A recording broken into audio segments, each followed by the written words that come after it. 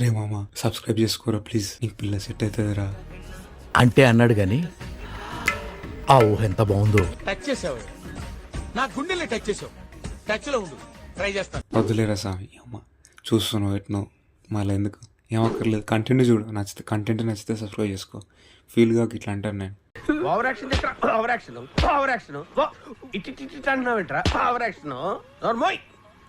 Okay, anyway ఇంకా lag వద్దు, direct topic లోకి అయితే వచ్చేద్దాం. ఓకే, ఒకానొకప్పుడు ఇండియా అంటే బాలీవుడ్, బాలీవుడ్ అంటే ఇండియా అన్నట్టుండే. ఏ ఇండస్ట్రీ అయినా సరే కానీ అంత పేరు లేకుండే, కానీ బాలీవుడ్ కి ఒకానొకప్పుడు మస్తు పేరు ఉంటుండే. అసలు క్రేజ్ విపరీతంగా ఉంటుండే. ఎందుకంటే నార్త్ సైడ్ అందరూ ఆల్మోస్ట్ హిందీ లాంగ్వేజ్ అయితే యూజ్ చేస్తారు. అలాగే ఏ మూవీ అయినా డబ్బింగ్ అయితే కాదు, జస్ట్ హిందీలో రిలీజ్ చేసేస్తారు మూవీ. ఆల్మోస్ట్ నార్త్ సైడ్ అందరికి హిందీ వచ్చు కాబట్టి హిందీలో రిలీజ్ చేయడం వల్ల విపరీతంగా అయితే క్రేజ్ ఉంటుండే. అసలు విపరీతంగా కలెక్షన్స్ అయితే వస్తుంది నార్త్ సైడ్. అలాగే మన టాలీవుడ్ కంటవా బొంగు ఒకప్పుడు అయితే అసలు అంత పేరు లేకుండా, ఓన్లీ 2 తెలుగు రాష్ట్రాలనే ఉంటుండే. ఎక్కడ పోయినా మనకైతే ఓన్లీ తెలుగు రాష్ట్రాలలో ఆడడం తప్పించి వేరే రాష్ట్రాలలో అయితే మన మూవీ అయితే ఆడకపోయేది, అసలు రిలీజ్ కూడా చేయకపోయేది. కానీ కట్ చేస్తే 2015 Baahubali the beginning Prabhas entry ఇచ్చి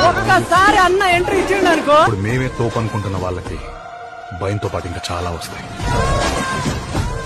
రాజమౌళి డైరెక్షన్ తోటి అసలు ఆ మూవీ తోటి బాలీవుడ్ క్రేజ్ మొత్తం మన టాలీవుడ్ కి అయితే వచ్చేసింది. అసలు దాని తర్వాత మన టాలీవుడ్ అయితే వెనుకలకైతే తిరిగి చూసుకోవాల్సిన అక్కర్లేదు. ప్రభాస్ అన్న, అల్లు అర్జున్ గారు, రాజమౌళి గారు, మహేష్ బాబు గారు ఇప్పుడైతే 1000 కోట్ల మూవీ అయితే వస్తుంది. ఆయన వేరే విషయం అనుకోండి. అలాగే RR తోటి మళ్ళీ రాజమౌళి గారు, NTR గారు, రామ్ చరణ్ గారు, వీళ్ళందరూ ఒక మంచి కంటెంట్ ఉన్న మూవీని అయితే తీసి బాలీవుడ్ మొత్తం దిగజారిపోయేలాగా చేసిరు. అంటే చేసిరంటే చేయలేదు, కంటెంట్ ఉన్న మూవీ. కింద ఎంత దమ్ము ఉంటే పైకి అంత లేస్తుంది అట్లుంది. మన దగ్గర కంటెంట్ ఉంది, లేస్తుంది. ఇప్పుడు బాలీవుడ్ కి అంత పేరు లేదు. బాలీవుడ్ లో ఇప్పుడు ఆల్మోస్ట్ నడిచేది మొత్తం క్రింజ్. అది క్రింజ్ అంటే మరి కొన్ని సినిమాలు బాగుంటాయి అబ్బా. ఓల్డ్ మూవీలు అయితే ఏక్ నెంబర్ ఉంటాయి బాలీవుడ్. అవి మీకు కూడా తెలుసు. పీకే మూవీ అయితే ఏక్ నెంబర్ ఉంటది మూవీ. అలాగే దంగల్ కూడా ఇండియా మొత్తంలో హైయెస్ట్ కలెక్షన్స్ కొట్టిన మూవీ దంగల్. ఇంకా చాలా ఉంటాయి మూవీస్ ఏక్ నెంబర్ ఉంటాయి.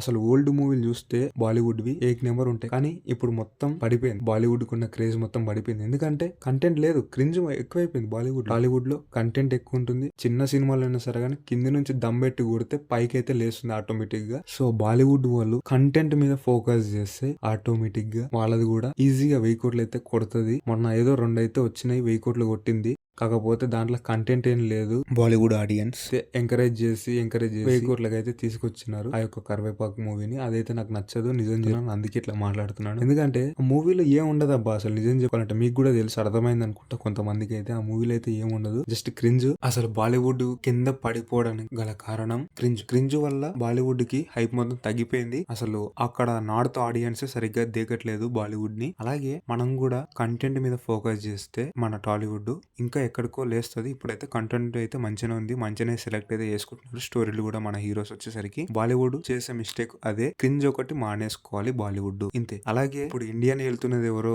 తెలుసు కదా, చెప్తాను చూడండి ఎవరో తెలియకపోతే.